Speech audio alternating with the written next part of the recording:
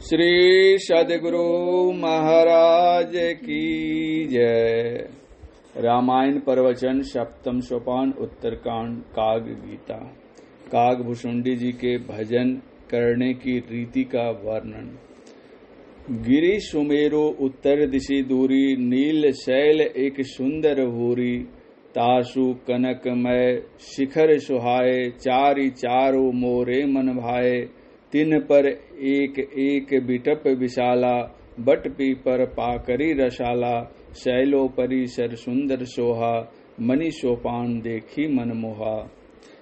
शीतल अमल मधुर जल, जलज विपुल बहुरंग। कूजत कलरव हंसगण, कुंज गुंजत मंजुल भृंग। तेहि गिरि रुचिर बसई खग सोई, तासु नाश कल पांत न होई। माया कृत गुण दोष अनेका, मोह मनोज आदि अविवेका। रहे व्यापी समस्त जग माही, तेहि गिरि निकट कबहु नहीं जाही। तह बसी हरि ही भजई जिमि कागा, सो सुनु उमा सहित अनुरागा। पीपर तरुतर ध्यान सो धरई, जाप यज्ञ पाकरि तर करई। आम छाह कर मानस पूजा, तजी हरि भजन काज नहीं दूजा। बट तर कह हरि कथा प्रसंगा, आवहि सुनहि अनेक विहंगा। भगवान शिव जी के मुख से भगवान श्री राम जी की उदार कथा सुनकर पार्वती जी हर्षातिरेक में जिज्ञासा पूर्वक कहने लगी, हे नाथ, आपने जो कहा कि यह कथा काग भुसुंडी जी ने गरुड़ जी को सुनाई थी और आपने भी उन्हीं से सुनी थी, सो इतनी उदार कथा काग भुसुंडी जी ने कहाँ पाई? और आपने यह भी कहा था कि काग भुसुंडी जी भगवान के परम भक्त, ज्ञान और वैराग्य में दृढ़ है। यह सुनकर मुझे बड़ा कौतूहल हो रहा है, क्योंकि मैं जानती हूँ कि हजारों मनुष्यों में कोई एक धर्मात्मा होता है। उन करोड़ों धर्मात्माओं में कोई एक विषय विमुख अर्थात वैराग्यवान होता है। करोड़ों विरक्तों में कोई एक यथार्थ ज्ञान को प्राप्त करता है। उन करोड़ों ज्ञानियों में कोई एक भक्ति परायण जीवन मुक्त संत होते हैं। सो हे विश्वनाथ, ऐसी दुर्लभ भक्ति काग ने कैसे पाई? कृपा करके यह भी बतलाइए कि ऐसे राम भक्ति पारायण, ज्ञान विधान, गुणों के भंडार और धीर बुद्धि भुसुंडी जी ने कौवे का शरीर किस कारण पाया? आपने किस प्रकार उनसे यह कथा सुनी? फिर गरुड़ जी तो भगवान के अत्यंत निकटवर्ती सेवक ही हैं, उनको कैसे मोह हो गया और उन्होंने मुनियों के समूह को छोड़कर काग भुसुंडी जी से जाकर हरि कथा किस कारण सुनी? दोनों हरि भक्तों के संवाद विस्तार पूर्वक सुनाइए। पार्वती जी के सरल और विनम्र वाणी को सुनकर शिव जी प्रसन्नता पूर्वक बोले, हे उमा, जब तुमने अपना सती नाम वाला पहला शरीर क्रोध करके दक्ष के यज्ञ में छोड़ दिया, तब मैं तुम्हारे वियोग से दुखी होकर पहाड़ों और जंगलों में फिरने लगा। उसी क्रम में सुमेरु पर्वत से दूर उत्तर दिशा में एक बड़ा ही सुंदर नीलगिरी है। मैं वहां गया। उस नील पर्वत की 4 चोटियां हैं जो स्वर्णमयी हैं। उन चारों चोटियों पर क्रमशः बर, पाकर, आम और पीपल का एक एक विशाल वृक्ष है। पहाड़ के ऊपर सुंदर तालाब भी है, जिसमें मणिमय सीढ़ियां लगी हुई हैं। उसे देखकर मन मुग्ध हो जाता है। उस तालाब का जल शीतल, स्वच्छ और मीठा है। उसमें बहुत रंग के असंख्य कमल खिले हुए हैं। वहाँ हंसों के समुदाय मीठी बोली बोलते हैं और सुंदर भौरे गुंजार करते हैं। उस नीलगिरी के पास काम, क्रोध आदि विकार नहीं जा पाते, जबकि वे विकार समस्त संसार में व्याप्त हैं। उसी पर्वत पर वह पक्षी काग भुसुंडी जी रहते हैं। उनका नाश कल्पांत में भी नहीं होता है। वहां रहकर वे जिस प्रकार भजन करते हैं, सो सुनो। भक्ति की क्रमबद्धता के अनुसार वे बरगद वृक्ष के नीचे हरि कथा अर्थात सत्संग करते हैं, जिसमें अनेक पक्षी आकर सुनते हैं। पाकर वृक्ष के नीचे जप यज्ञ यानी मानस जप करते हैं। आम की छाया में मानसी पूजा यानी मानस ध्यान करते हैं। पीपल वृक्ष के नीचे बिंदु ध्यान करते हैं। फिर वे नीलगिरी के ऊपर स्थित सरोवर में हंसों और भौरों के मीठे मीठे गुंजार सुनते हैं।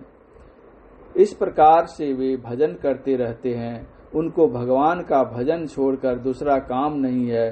जब मैंने शिव जी ने वहां जाकर यह कौतुक देखा तो मेरे हृदय में बहुत आनंद हुआ। मैं हंस का शरीर धरकर वहां कुछ दिन निवास किया और यह सुंदर राम कथा सुनकर पुनः कैलाश को लौट आया। कागभूषुंडी जी से संबंधित यह प्रसंग बड़ा ही विचित्र है। इस विचित्र प्रसंग के रहस्य को वे ही ठीक ठीक वर्णन कर सकते हैं जो कागभूषुंडी जी वाला भजन करके सफलता प्राप्त किए हैं। केवल बौद्धिक ज्ञान के आधार पर वर्णन करना तो बस अनहरा छापलक बटेर वाली बात होगी। हमारे गुरु महाराज संत गुरु महर्षि मही परमहंस जी महाराज ने उपर्युक्त भजन किया और उन्हें सफलता मिली। तब उन्होंने इस विचित्र प्रसंग का स्पष्ट वर्णन रामचरितमानस सार सटीक में किया। उस वर्णन से और स्पष्ट वर्णन कोई नहीं कर सकता है। अतः जिज्ञासुओं को वह वर्णन रामचरितमानस सार सटीक से अवश्य पढ़ना चाहिए। मैंने उस वर्णन को पढ़ा, उस पर विचार किया, उससे जो कुछ बात समझ में आई उसी को यहाँ संक्षेप में अपनी भाषा में लिखने और कहने का प्रयास कर रहा हूँ। पाठकगण कृपया सुधार कर पढ़ेंगे और जो कुछ त्रुटि मिले उसे अवगत कराने का कष्ट करेंगे। इस संसार में न तो सुमेरु पर्वत है और न ही नीलगिरी पर्वत है। हमारे शरीर के मेरुदंड के भीतर सीधी खरी रेखा रूपधार वही सुमेरु पर्वत है। उसके उत्तर यानी ऊपर में नीलगिरी पर्वत है। आंख बंद करने पर सबसे पहले अंधकार दिखाई देता है, यही नीलगिरी पर्वत है। यह सबके अंदर है। नीलगिरी पर्वत की ऊपरी सतह पर यानी अंधकार मंडल की ऊपरी सतह पर कागभूषुंडी जी यानी जीवात्मा रहता है, जिसका नाश कल्पांत में भी नहीं होता है। ईश्वर अंश जीव अविनाशी चेतन अमल सहज सुख राशि। उस नीलगिरी पर्वत की 4 चोटियां हैं। सुबुद्धि, उच्च ज्ञानवर्धक परम आस्तिक बुद्धि, सर्वेश्वर के सगुण रूप के प्रति अत्यंत प्रेम, चौथा दिव्य दृष्टि से दर्शित ब्रह्म ज्योति। प्रथम शिखर पर विशाल वट वृक्ष है, जिसके नीचे कागभूषुंडी जी सत्संग करते थे। वेद शास्त्र संत और भगवंत की वाणियों से प्राप्त बृहत ज्ञान वार्ता ही विशाल वट वृक्ष है। इसी सहारे व आधार पर कागभूषुंडी जी सत्संग करते थे। वह सत्संग तो सिर्फ संत मत का ही सत्संग हो सकता है, दूसरा नहीं। सभी संतों के मत व विचार को संत मत कहते हैं। हमारे गुरु महाराज भी संत मत के आधार पर ही सत्संग करते थे और अपने अनुयायियों को भी इसी तरह से सत्संग करने का आदेश दे गए। दूसरी चोटी जो उच्च ज्ञानवर्धक परम आस्तिक बुद्धि है, उस पर विशाल पाकर वृक्ष है।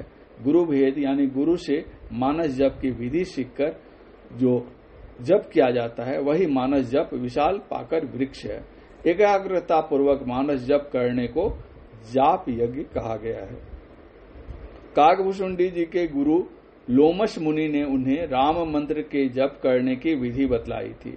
उसी अनुसार वे जाप यज्ञ करते थे। जप यज्ञ को भगवान श्री कृष्ण ने अपना रूप बतलाया है।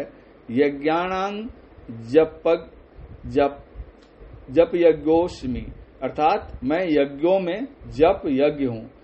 मनु जी महाराज ने कहा है, संसार में जितने भी कर्म कांडात्मक यज्ञ हैं वे जप यज्ञ के 16वें अंश के बराबर भी नहीं है।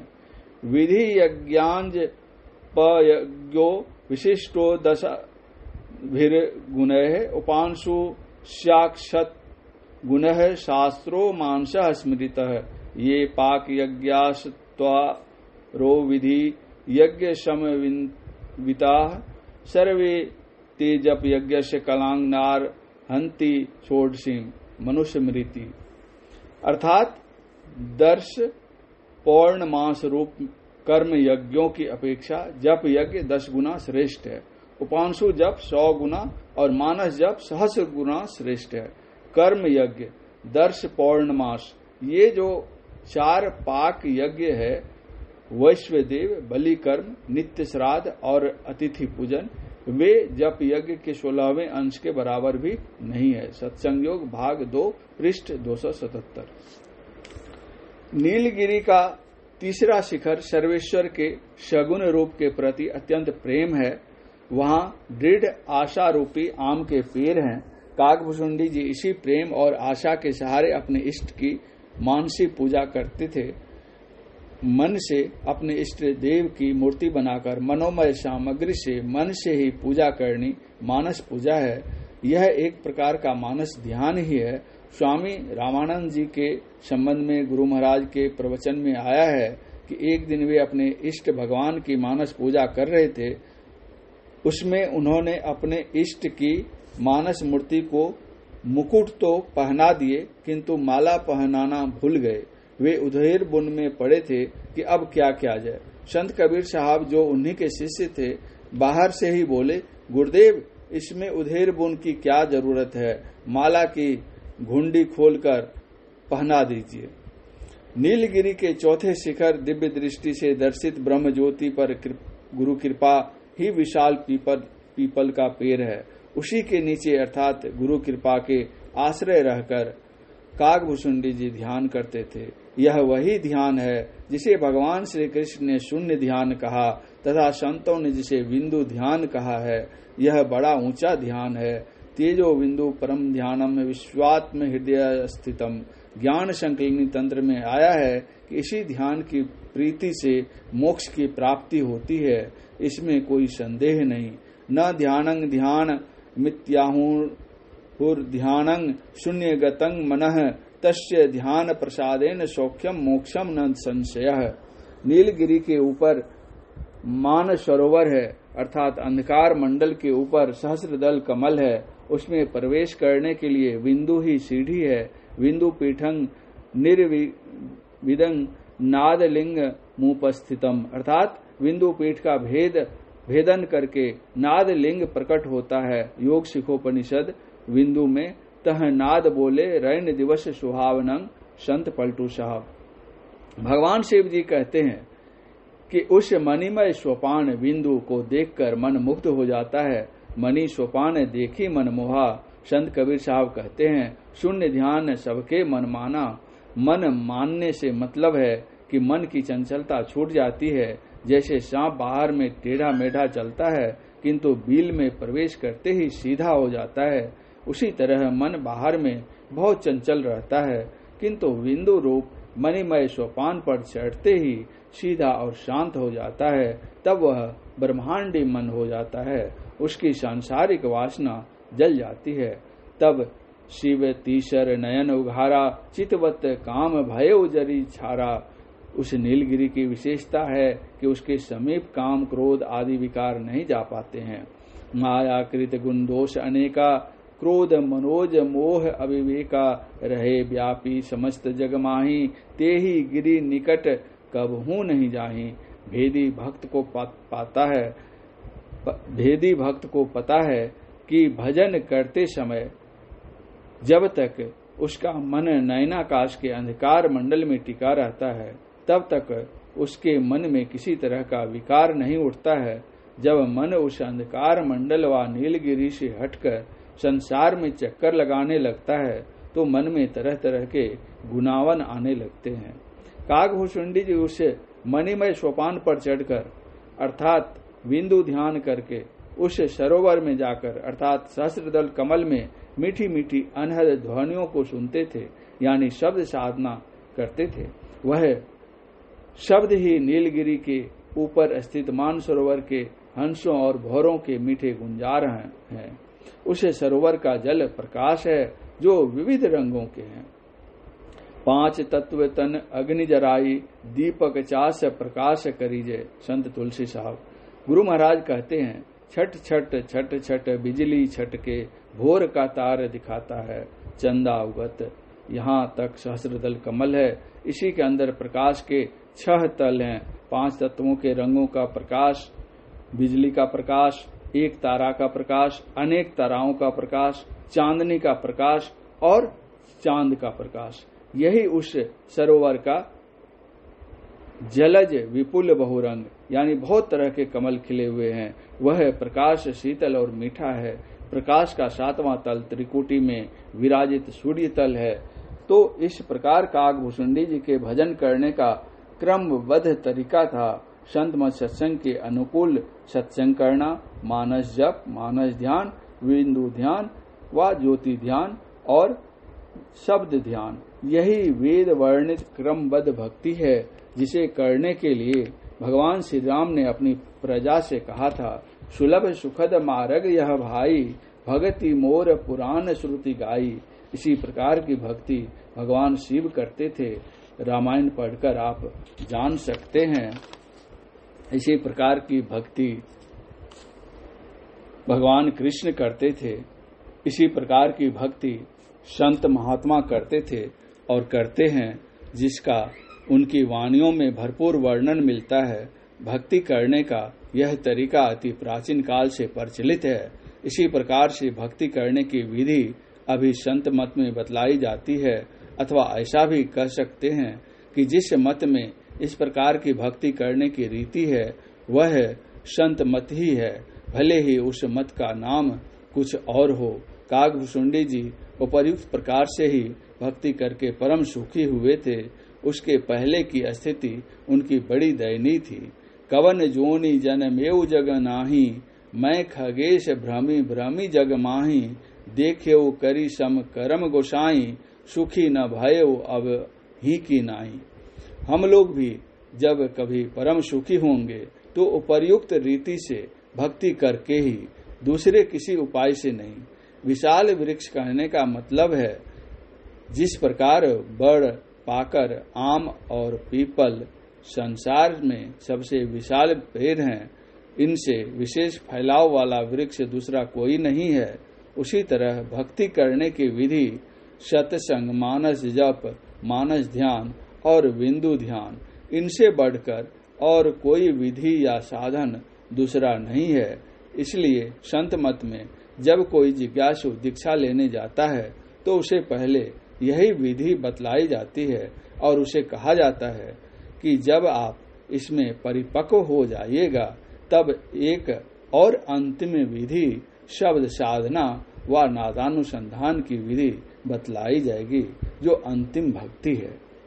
सांकेतिक शब्दों के अर्थ सुमेरु, रीढ़ व मेरुदंड, अंदर सीधी खड़ी रेखा, रूप धारा, नीलगिरी, अंधकार मंडल, प्रथम शिखर सुबुद्धि, दूसरा शिखर उच्च ज्ञानवर्धक परम आस्तिक बुद्धि, तीसरा शिखर सर्वेश्वर के सगुण रूप के प्रति अत्यंत प्रेम, चौथा शिखर दिव्य दृष्टि से दर्शित ब्रह्म ज्योति। इन चारों चोटियों को कनकमय व प्रकाशमय कहा गया है। वट वृक्ष मतलब वेद शास्त्र, पुराण और संत वाणियों से प्राप्त बृहत ज्ञान वार्ता। पाकर वृक्ष गुरु भेद, आम वृक्ष दृढ़ आशा, पीपल वृक्ष गुरु कृपा, सरोवर सहस्रदल कमल, मणिमय सोपान प्रणव बिंदु, जल प्रकाश, हंसों के कलरव और भौरों की गुंज, मीठी मीठी अनहद ध्वनियां। काकभूषुंडी जी जीवात्मा, हंस प्रकाश मंडल में विचरण करने वाली सूरत, भौड़ा भ्रमर शब्द मंडल में विचरण करने वाली सूरत। हंस की आवाज मोटी और भ्रमर की आवाज बारीक होती है। हरि भज हरि जन भक्ति विधिवत करो, साध संत के संग करिहिय भाव भक्ति भरो। गुरु चरण में हरि समर्पण लेहु युगति खरो, करहु सुमिरन ध्यान गुरु का मैल मन का हरो। आँखि मूंदे के दृष्टि दोनों मध्य शन मुख धरो। ब्रह्म ज्योति अरु ब्रह्म ध्वनि धरि पारत्र पट परो। आत्म दर्शन ब्रह्म दर्शन मोक्ष सुख सगरो। खान पान सुधार प्रथम ही पाप से निवरो। शाही सद्गुरु संत संग अरु ध्यान सादर बरो। हरिजन भक्ति विधिवत करो। हरिजन भक्ति विधिवत करो। श्री सद्गुरु महाराज की जय।